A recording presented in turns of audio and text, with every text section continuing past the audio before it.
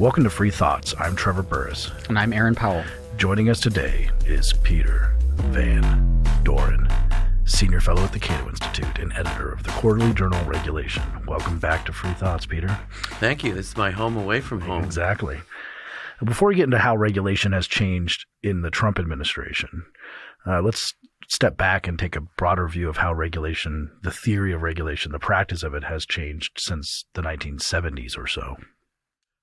What I want to do today is give a little pushback to the current kind of cable news right of center notion that the regulatory state is out of control. And I just want to put it in some historical perspective. I'm old enough to remember personally and have done research on a regulatory state that was out of control, and it's the old one, but it's no longer here. So I briefly want to talk about that. Historically, regulation meant a price and entry regulation, and it comes out of the National Industrial Recovery Act enacted in the New Deal and then ruled unconstitutional.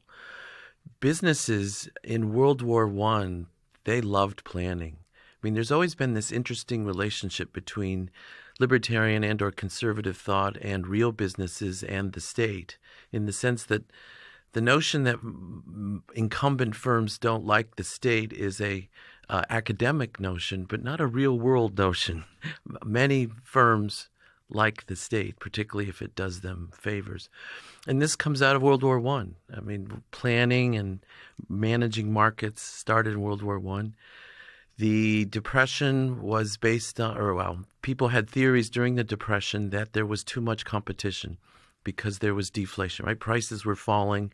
We had primitive understanding of monetary policy, and thus the many prominent people in the Depression believed that the problem was too much competition.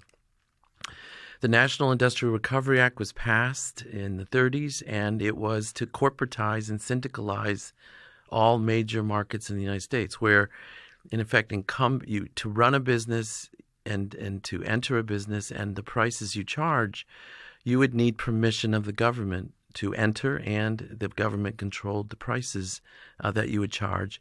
And they ought to be higher than competition would permit, because in the day, competition and declining prices were seen as a problem, not as a good thing.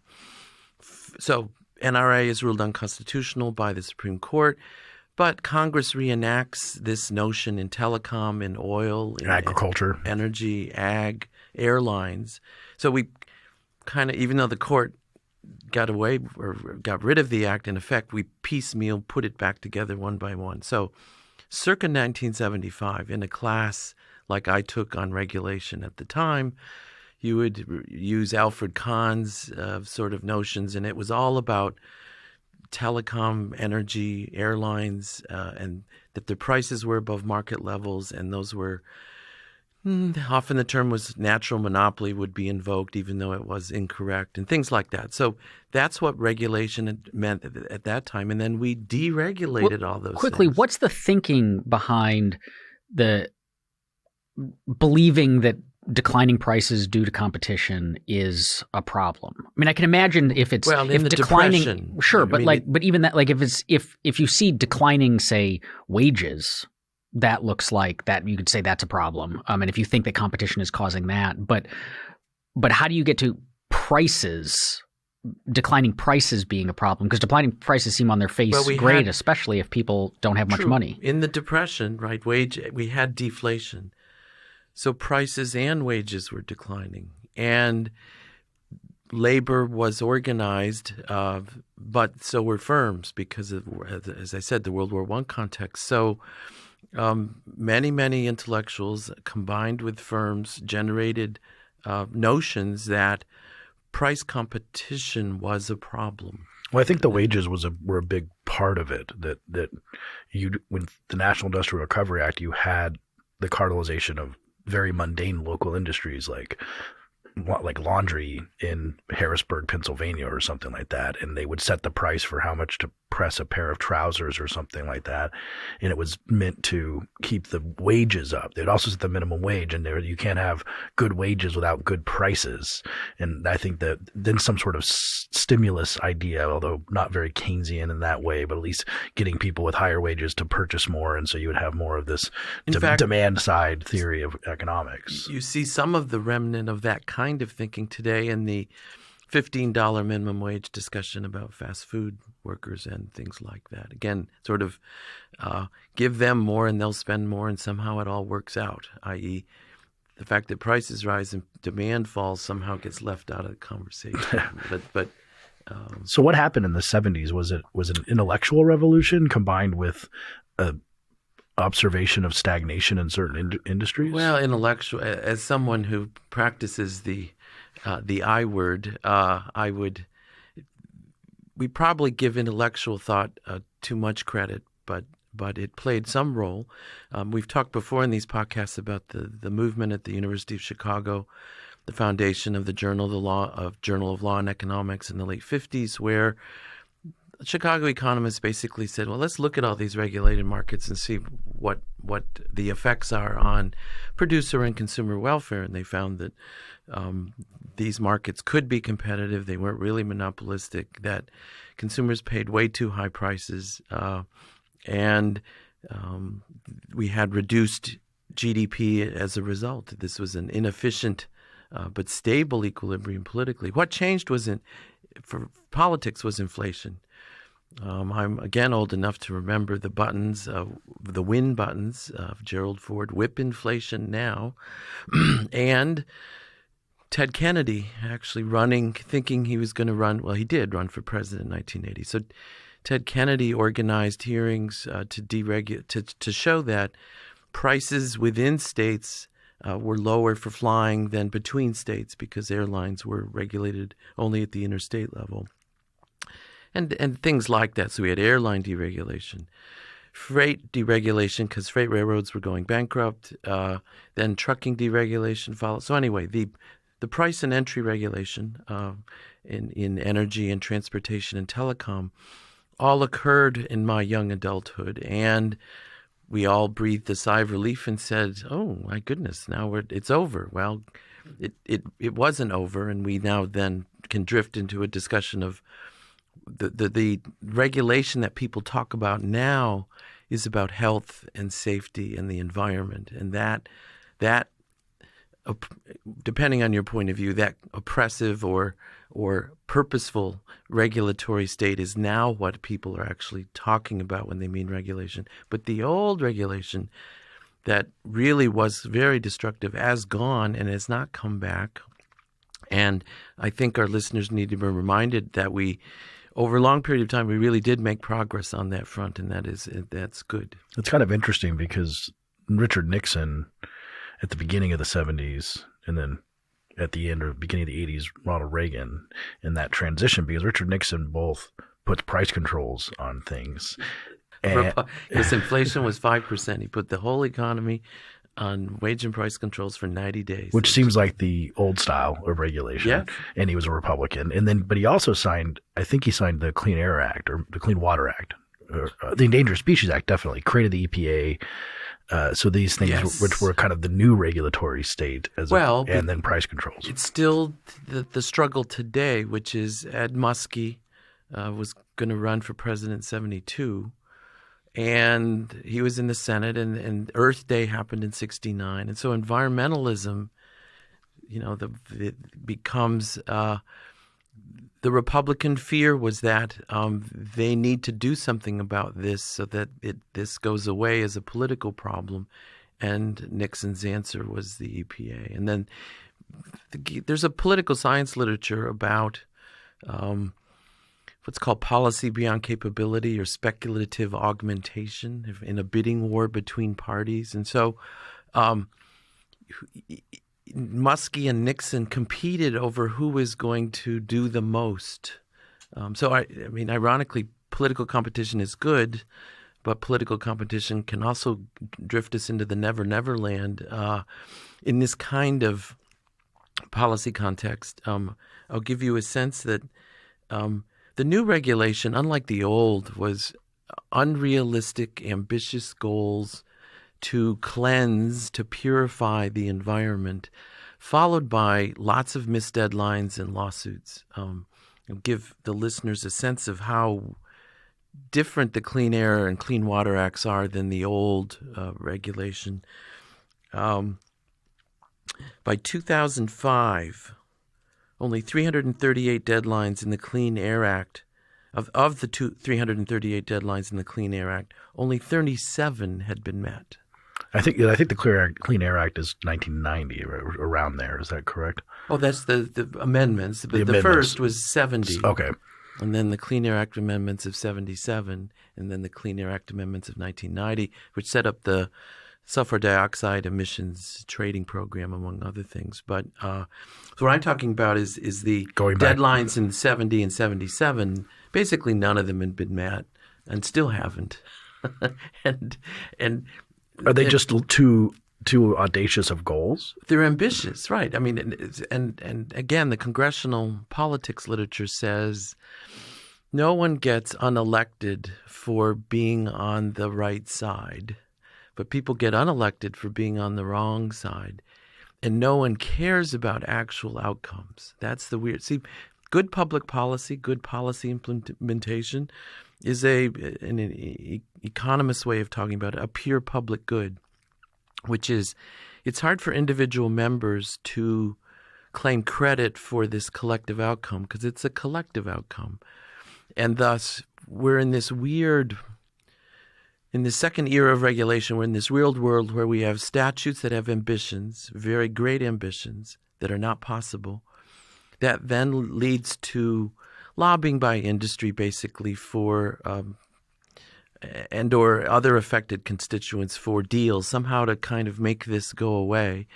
Congress complies with this, not by revising the statute, but by putting little riders in appropriation bills in language that no one understands that says this firm in this district with this latitude and longitude shall not have to do X and Y and Z and Q. And those are private goods, right? From a member of Congress's point of view, they, in effect, were buying and selling indulgences like the old Catholic Church, and that leads to campaign contributions and electoral support, and that's privatizable. The member can say, "I did this," and so ironically, from a libertarian rule of law perspective, is that this horrible statute that's not you couldn't implement if you were God. No one wants to actually make it realistic because the unrealism is actually part of the new game, which is buying and selling indulgences. And I think it's a very powerful equilibrium, even though it's a sad one from our perspective. Do you think that was intended? Or did they have lofty goals and then slowly realized that it was probably unmeetable, or that they said, hey, we can pass lofty goals, get credit for lofty goals. Congress gets credit for having at least goals, and then we can give exemptions, grandfather people in, exempt different types of pollution and things like that, and it will all be fine, and no one will notice the exemptions. I think gradually members learned what Trevor is describing. That is, I think we shouldn't read too much intentionality into all this, but I think you have described what happened, and the fact that it's so stable. I mean, we don't amend statutes anymore. That's what I mean. This whole Trump revolution, right? They talk about deregulation. It's all the kind of Gene Healy nightmare, to use my colleague as an adjective, which is the executive as God who can do this. Well, if you don't like what the Clean Air Act does and think it's onerous, then let's change what's in it. But I have not heard or read anybody of any persuasion on any political dimension actually argue that, gee, we ought to revisit the Clean Air Act. I mean, except maybe me, but I'm saying no. It's remarkable how little constituency there is for changing statutes. This lack, though, of movement towards the goals, or lack of achievement of the goals, is it for not for want of trying? Like, how quickly did companies kind of figure out that they had this alternative method, which was to just lobby for carve-outs? Quickly. I mean, we've talked about Alan Altshuler's book before in our podcast, and I was a senior at MIT. Alan Altshuler was a professor of urban politics and policy and was commissioned by the DOT to write a book on the urban transportation system. And I was a research assistant, and that's where I started learning and reading about energy and energy markets. And in the book, which is 1979, already we were writing about how the Clean Air Act of 1777 were not possible, and they stated by 1980 whatever the air would be clean, and immediately the ambient air quality control plans that each state had to submit to the EPA. Well, what they did is, if we really need to crack down, here's what we need. We need emission charges. We need gasoline taxes. We need surcharges on parking. We need to restrict people from downtown. Well, my goodness, what hit the fan. And businesses and constituents said, what? I want the environment clean, but I don't really want to change anything in my life that actually I care about, or raise prices or stop driving or whatever. But I want somebody somehow to figure out an invisible way to make the world better without changing anything in my life. So immediately the appropriations bills for the EPA said no federal money shall be used to enforce the state ambient air quality control plan, which has the following in it: restrictions on parking, restrictions on parking garages, gasoline surcharges, et cetera, et cetera, et cetera. In other words, all the things economists would recommend as a way to alter behavior to result in fewer emissions. All those things were banned by these little riders and appropriations bills pretty much from the start. And then everyone runs for the environment and then quietly kind of says, geez, if we really do this, you'll go out of business, or you can't get to work, or it'll be expensive and you'll notice and you'll unelect me. And therefore we'll eliminate all these as possibilities. Instead, we'll just gang up on businesses as bad, but we never say drivers are bad because they vote. and so this game has been going on for all my scholarly adult lifetime. So one of the things that happened during the Obama administration that's related to the Clean Air Act, at least this problem of emissions, is the Clean Power Plan that has been altered a little bit under the Trump administration, if we can get into some of what's happening now, but on this air quality kind of level. So what was the Clean Power Plan under the Obama administration? Clean Power Plan was a big deal in some sense, and yet not that big a deal in some substantive sense. Because of fracking, the price of natural gas has plummeted, and thus and the efficiencies and learning that have taken place in electricity production mean that natural gas combined cycle, which is a fancy word for a natural gas turbine, like a jet engine, put on its side, and then waste heat is used to heat steam. So that's not just exhausted into the heat is kept and used to make steam, and that's used to produce electricity in a standard way, and the jet turbine also produces electricity. Those plants are now much smaller in the cost of capital than a traditional coal or nuclear plant, and yet cost effective on a fuel basis because of the tremendous decrease in the price of natural gas.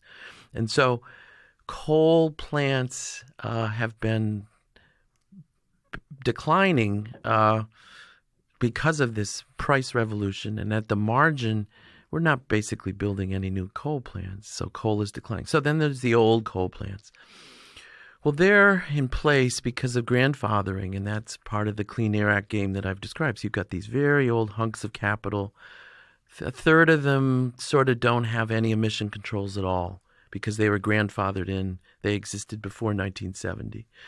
And that's a valuable right? If you can burn and not have to do anything about it, that's very valuable. So the Clean Power Plan went after in effect, these old power plants with no emission controls at all.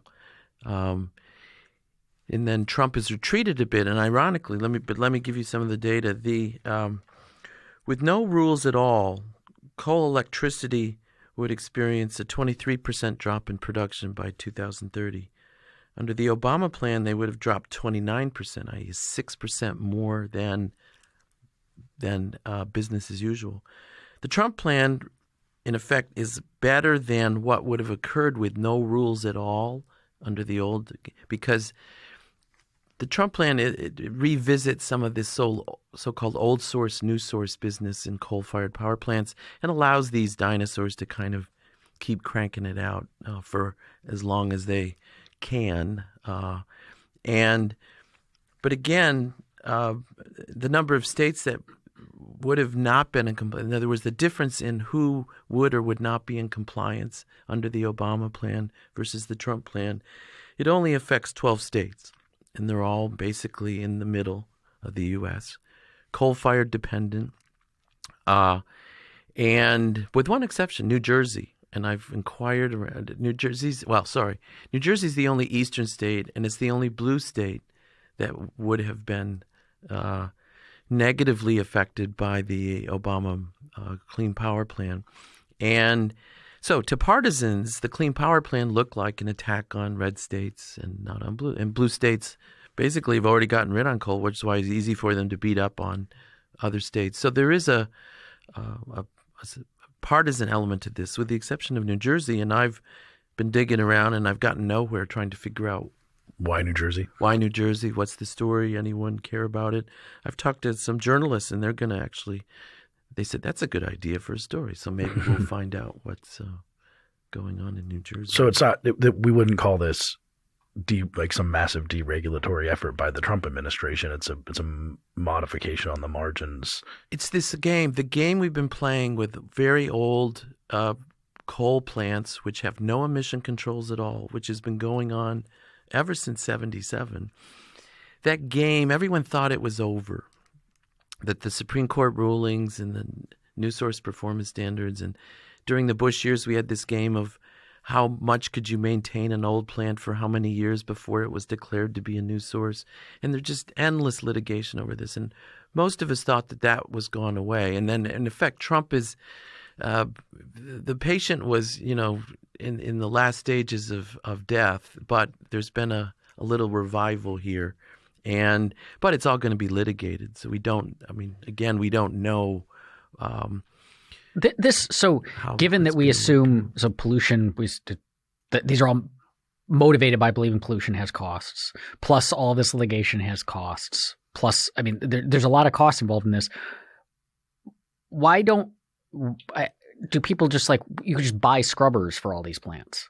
Like, why do it on the direction of what's the motivation for doing it on the direction of saying we're gonna restrict these old plants, shut them down or whatever else, versus we're going to subsidize them to bring them up to code, and that way you don't have these kind of political. You're asking politically why no one is proposed or throwing. The other question is it might just be prohibitively expensive or impossible. It's not impossible. Again, the third of the plants have nothing on them, and then the rest of the coal plants do have scrubbers, and they put them on, and they actually, believe it or not, you shouldn't be surprised. There are divisions within the utility community over. They said, look, at the margin, many of these plants did put on scrubbers, and now you're saying you're going to help the guys who didn't hang on when we did. And so there are divisions, within the utility community over whether this was or wasn't a done deal or not. And then, again, if regulations can change with the coming and going of presidents, then investment certainty is we're not a third world country, but corporations really like to have long-term certainty about things, because electricity investments are very long-lived, and thus all the plants that put in the scrubbers that are now undermined by this kind of, let's call it the West Virginia revival strategy. So there have been some corporate dissent, actually. So business is not unified about this Trump going backwards strategy. On a broader level with Trump in general, even aside from just clean air and environmental questions, what have we seen in terms of regulatory behavior under the Trump administration as a general? Well, new regulations have slowed to a trickle. So he promised that he would put a stop to stuff, and that has happened. It really has. An article in my journal, Regulation, said, let's see, post-1996, new regs cost about $30 billion on average in the first 7 months of an administration. And the Trump administration's total for the first 7 months was just $590 million. So you can bring a stop to things, and they've done that. Eventually, there are lawsuits, and then the courts rule you can't just stop. You have to do something. So, are there examples of like regulations that looked like they were going to go into effect that didn't? So, like what kind of stuff are we not getting as a result of this slow to trickle? Good question. And let's see. Do I have? Well, there are some other ones that are not necessarily in the energy or environmental realm, like such as the Obama transgender bathroom rule for schools. That was an interpretive rule that the Trump administration just said we're not going to do that anymore. So some of those things, when they have the freedom to do that. Well, that's overturning one. I mean, Aaron's asking a different question, which is what did we know was in the pipeline, or we speculated was in the pipeline? Yeah, like what by this time, if we had President Hillary, what kinds of things might we have seen that we're not seeing now? Very good question, and nothing comes to mind. I mean, I can do some homework. I would imagine cracking down further on power would be one of the things, or at least enforcing the Obama plan and making it more rigid, possibly. Maybe, but no. Aaron's asking a very good question, which is what's the counterfactual that would have occurred under the alternative administration, and I've been keeping track of other things. What's interesting, though, is given all the things I read, no one else seems to have been writing much about that either. So nothing comes to mind standing out. I mean, I can list instead what there were many, many articles, and I wrote my own list, actually, of rules that were in place that I thought the administration would probably try to undo.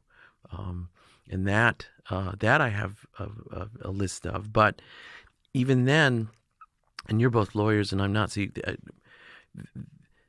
my sense as a non-lawyer is that the races for president now overemphasize how much the ship of state can be changed by just a simple change in executive, that the rule of law and the administrative law in particular were designed to not allow that. Just, in other words, you can't just undo rules and say in your answer why we won the election. That is not sufficient under administrative law. You have to develop a factual record, is my understanding, which says that the factual record that supported the earlier rules of the previous administration, the world has now changed, and we're going to tell you why, and thus we're going to implement the same law, but in a different way because the facts have changed.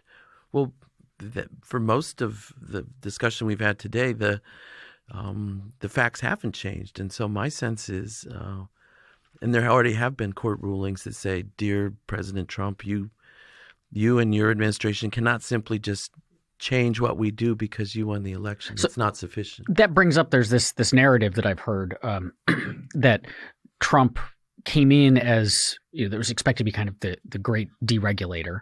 And he still gets the story of his first 2 years is, he's among all the other things he's done, at least he's been, and kind of people looking for a silver lining, people on our side looking for a silver lining, at least he's deregulated. But I've heard kind of this counter narrative from people that, in fact, he's been attempting to do a fair amount of deregulation, but because of kind of the lack of expertise that he's surrounded himself with, the people in the administration, the way they've gone about it, they've done a bad job procedurally. They haven't been very good at it in the way they've gone about it. And so as a result, they've been far less effective in deregulating than they or we might have hoped. Is there any truth to that narrative?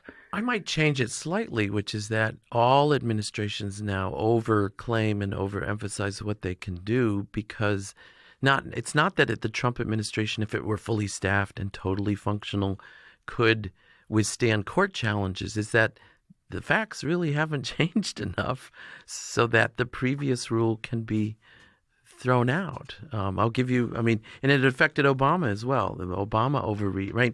Presidents, because Congress doesn't revise statutes, and because of what we described earlier, you whip up people to think the president matters a lot. And Obama, both the right and the left do this. So the Obama overtime rule, right, changing that the salary at which overtime rules no longer apply was $23,000. So basically overtime just didn't matter for anybody who called themselves managers in a retail setting.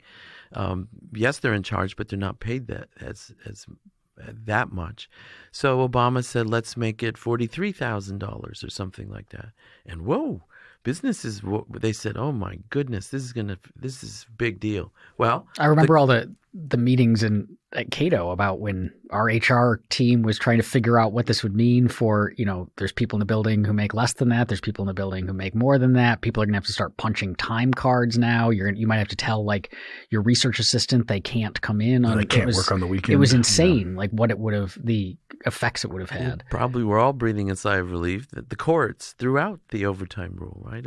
So the courts threw out the fiduciary rule, which was also Obama, right? And should we talk about for our listeners? Yeah, sure. This notion that mutual funds that are managed, or if you have a financial advisor, that there's this language that there's been a scrum over for, as best I can tell, something like 60 or 70 years, in which the financial managers that sell you funds for which they make a commission, or from which they make a commission, many have always said that's a conflict of interest and we ought to get rid of that. And then others have said, no, that's the way money management advice works. And so Dems put in this saying, basically ruling that out as a possibility. Well, anyway. That one was gone too. One's gone too by the court, saying you can't use the Department of Labor, and if the law they tried to introduce this rule through really wouldn't allow that. So anyway, yes, Trump has tried to do everything he said he would do, but we're going to have to wait a while to see whether the courts allow all of that to happen or not. If we look at this sort of slowdown of at least regulatory activity and some changes to some things like the Clean Power Plan, I think people in the administration, and definitely Trump himself, would say we have this great economy. We have, at least on some metrics, the stock market's a little volatile, but we have super low unemployment and growing an economy. And he would say that my deregulatory efforts are the cause of that we put more energy into the economy because we took away red tape. Is that a defensible position?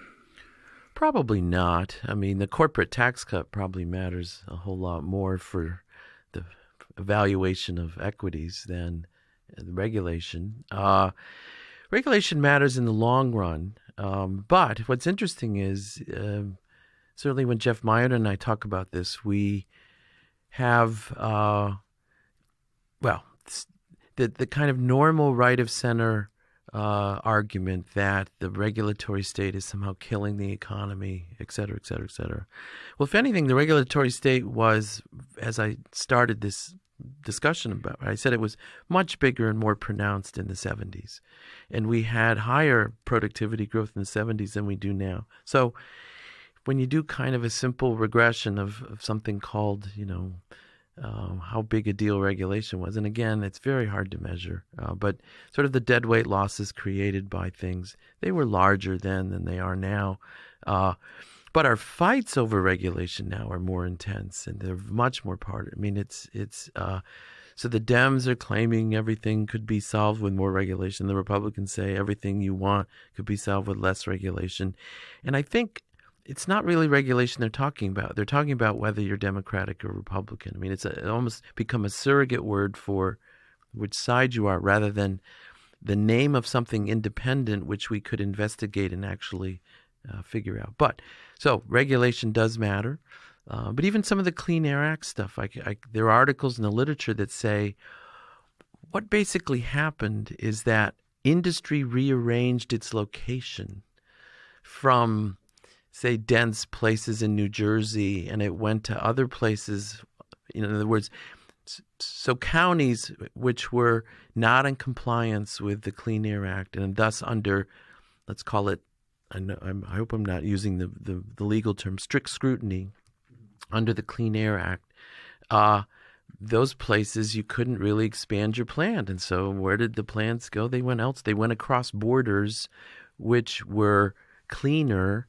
And thus what we did is kind of redistribute pollution across space rather than change, and at the same time, ambient emissions have been trending down, but we also did a lot of rearranging across space. Does this mean then that when we're measuring the national effects, say, of regulation over time, that we somewhat miss some of that localized effects? So that the new regulation comes in, there's a time when, moving your business to another state is expensive, both in monetary and in efficiency and time wasted and all that.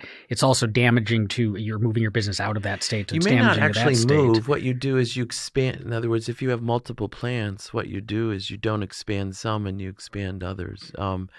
The process of literally shutting down a whole operation and then physically starting up somewhere is probably not what I'm describing. It's more like at the margin, are you going to grow in Newark or are you going to grow in Indiana? I think that's a good way to segue into it's sort of like regulatory arbitrage you're practicing. And one of the things that we've talked about that does feature a lot of regulatory arbitrage and has changed in the Trump administration are CAFE standards. What are the CAFE standards? How do those work? And what's going on with that now? Well, CAFE is an acronym that stands for Corporate Average Fuel Economy.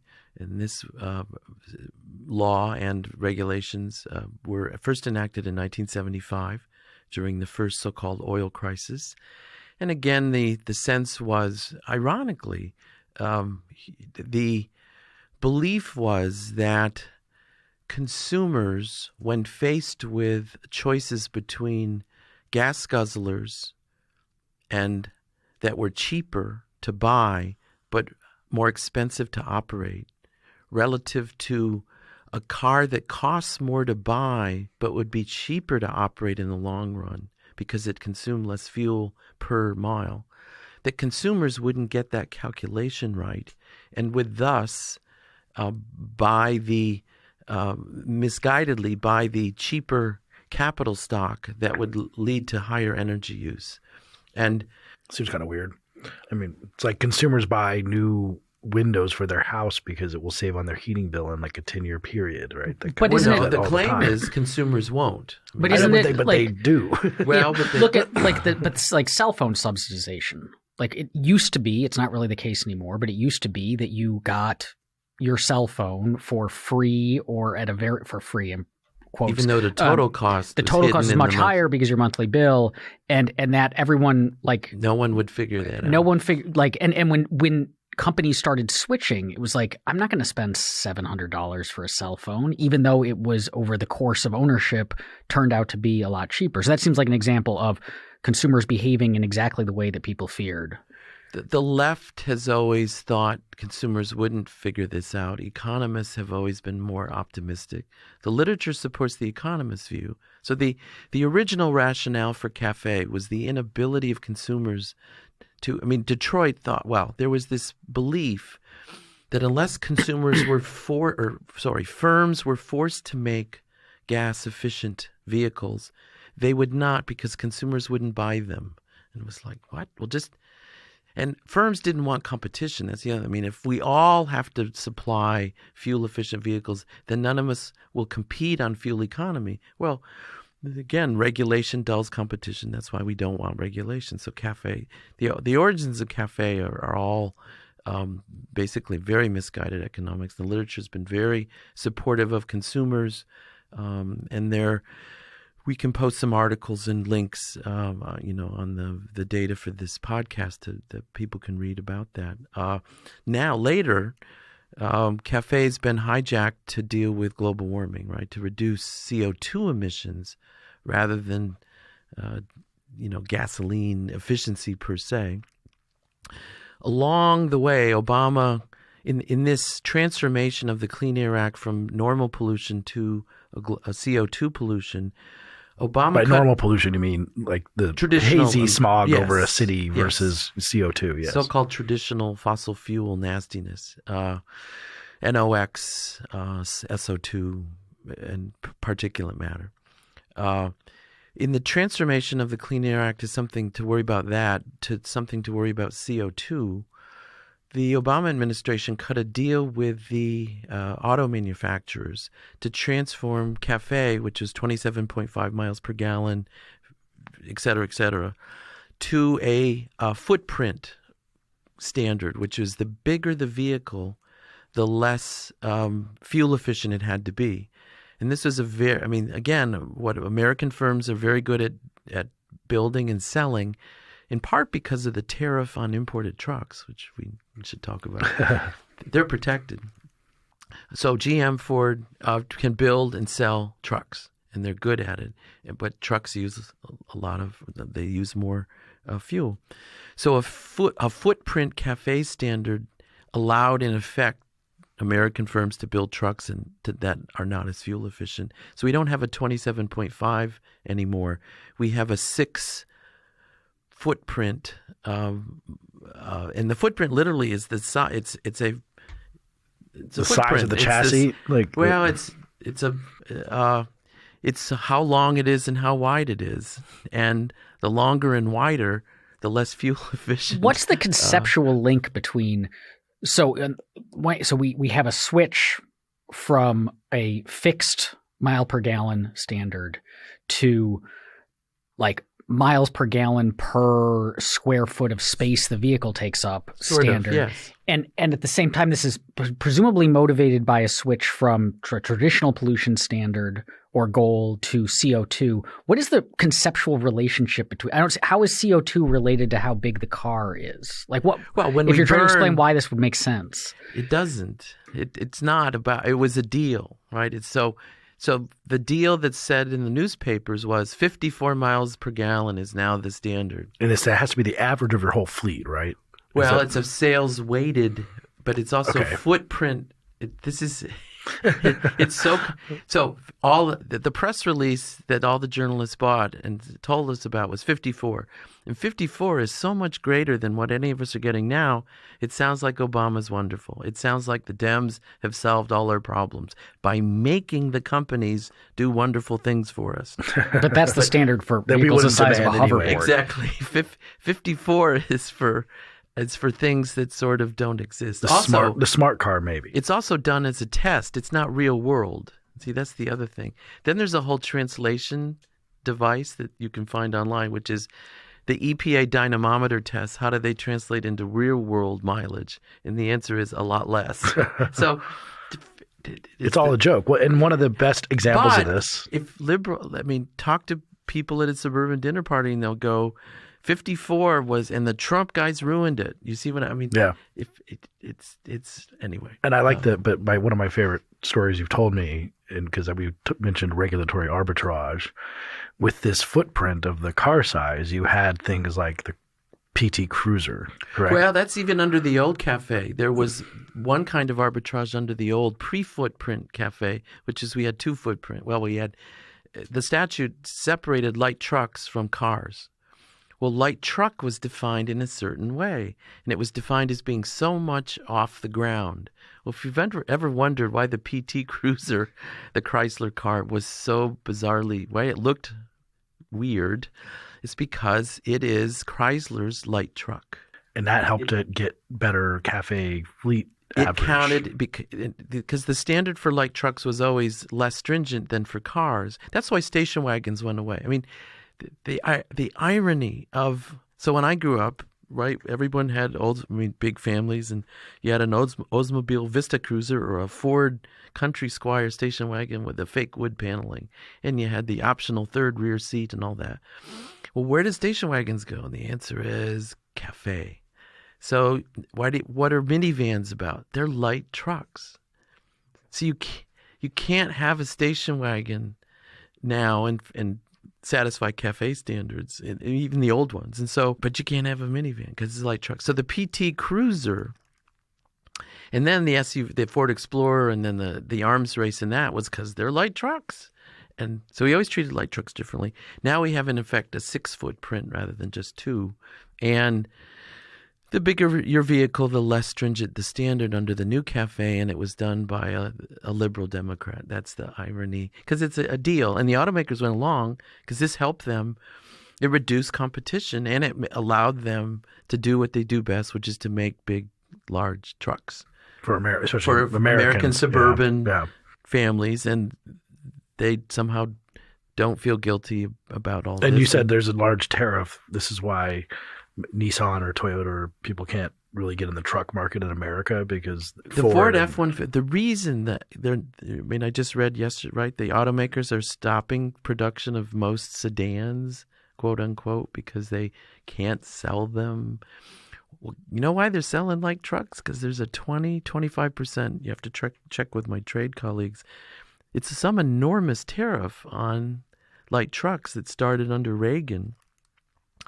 And it protects American firms from world competition. And the profit, the markups on American light trucks. I mean, I'm stunned when these people pay $48,000 for something that doesn't have a roof. I mean, what the heck is, anyway.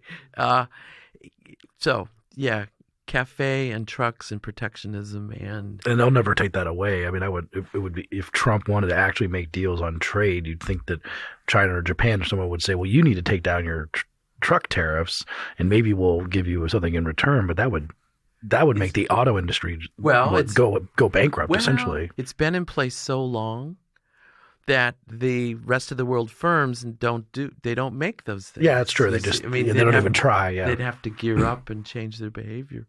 Interesting. And they don't seem. I don't know about you, but I haven't read any articles hinting that, Fiat wants to make a big. Well, Alfa Romeo sort of has a kind of SUV, right? But it's not. They're not selling well, and so I don't. Well, never predict about future markets, but I don't see world.